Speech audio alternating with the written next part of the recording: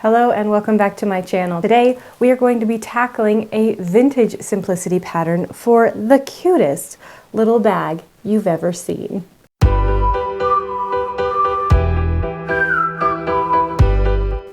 Today we're going to be making Simplicity Printed Pattern 2963. This particular pattern I pulled out of my stash. It has both a bonnet and a hat pattern. And I did for a moment consider making the bonnet as well, but unfortunately when I unpacked everything, I found that the pattern for the bonnet was incomplete. But happily, the pattern for our cute little bag is all there. So that's what we're going to do today. Now this little bag would be a really great addition, something that you could carry around yourself for your own wardrobe, or I really think it would make a fantastic gift for someone. Not only the purse could be a gift itself, but you could also fill it with a whole bunch of very cute little goodies. Now, because we are going all festive this month, we are going to be using this really fabulous snowflake fabric.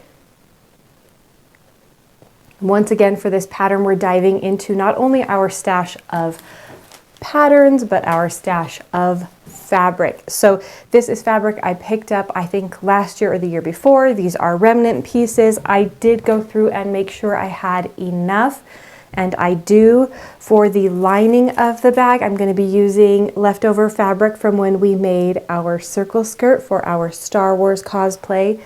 And then we do just have some basic interfacing. So fabric, interfacing, and lining. We're going to be on our way. Let's get started on this really fabulous vintage bag. All right, here is our Simplicity Pattern 2963. Here is this cute little bag that we're going to be making here. The instructions that came with it are actually pretty extensive. I'm always surprised at which patterns come with a lot of instructions and which patterns come with just like a simple half sheet and that's it. For this particular pattern, we have actually a really nice full set of instructions on how to assemble the bag. I think I've gone through and we should have just about everything. One thing I did not realize that I was going to need and that I really don't have are these ring loops here. This is all the way down on instruction section 10 down here. I am not really concerned. I think we could probably get away with some fabric loops, and I think that's what we may try as opposed to these little plastic rings. If for any reason we feel like that doesn't work, I can always rummage through the bottoms of my craft boxes to see if I have anything else that would be suitable.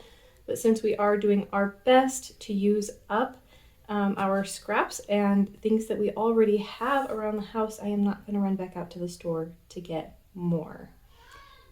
So let's get started with the basics of the bag, the first things that we need to do, and that is that we need to go ahead and add our interfacing to our main fabric, and we need to go ahead and stitch over our lining with our regular fabric for these side inset pieces.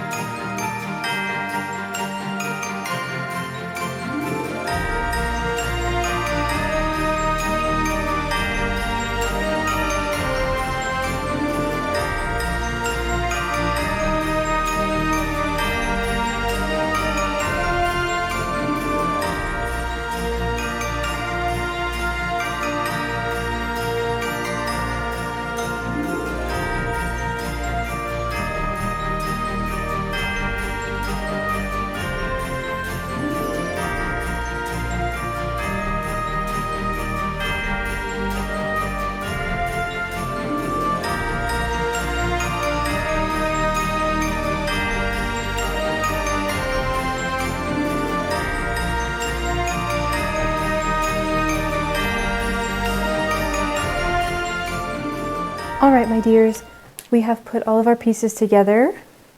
Here we have rings made out of fabric there for the drawstring of the bag. We've got the bag here. It is inside out. So now what we need to do is move on to this next step, which is where we are going to attach the base. Here is our base for the pattern. We've got the fabric we will see, we've got our lining fabric, and we've got our stabilizer. Now in this particular pattern, it does mention putting a piece of cardboard in the bottom in order to really give it some good stability. And while I definitely have cardboard, I think most of us do nowadays from something we've bought at the store, I am hesitant to do that because it would make this bag so that you were not able to wash it. So I am going to simply do the stabilizer, and if we want, we can always add a piece of cardboard into the bottom of the bag that you can pull out before washing, so that if for any reason the bag got dirty, you could just toss it into the wash. So let's get the bottom pieces put together here. All right, we've got the base of our bag put in. But you'll notice we've got a lot going on here. So before we flip the bag, we're going to take and trim some of these edges with our pinking shears.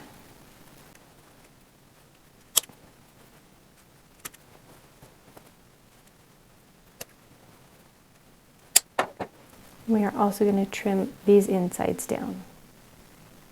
Now we need to finish these edges here. You see I've already got one started. So what we're going to do is iron these sides in, then fold toward our lining so that it lines up, and then we're going to fold it over again. You'll notice it's still higher than this side piece, which is what we want. That's part of the design of our bag. You can see it here. These little side pieces are lower than these top pieces. And we're going to do it so that we can, when we are stitching it into place, tuck this in here. The reason we're going to do that is it's going to create a nice clean line at the top of the bag where you might be able to see things.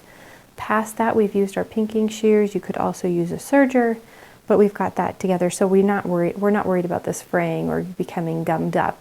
But we are going to go ahead and cover that top portion, and that's just for the aesthetic of it, to make it look really nice. So I'm going to get to ironing and folding and pinning, and then we can get to stitching this down. We are almost there, guys. All right, my dears, we've got our bag here. All of the sides put together, the bottom on. I've got the top portions tacked down. Now we just need to really get it flipped the right way. Get all of these inset pieces pushed into place and get our cord in place. Now on it, it shows just making a cording out of the fabric that you're making the bag out of. So that's exactly what I've done here. Let's just tuck all these little corners in. Now I've got the bottom of the bag. You can see it kind of looks like it's pushed out there. So what I'm doing is just tucking that in so that it's nice and flat on the bottom. That's going to pull those little inset pieces in. Good. All right. Now I think what I'm going to do is weave this through, and then we'll do a French seam on it in order to close up the loop and hide the raw edges.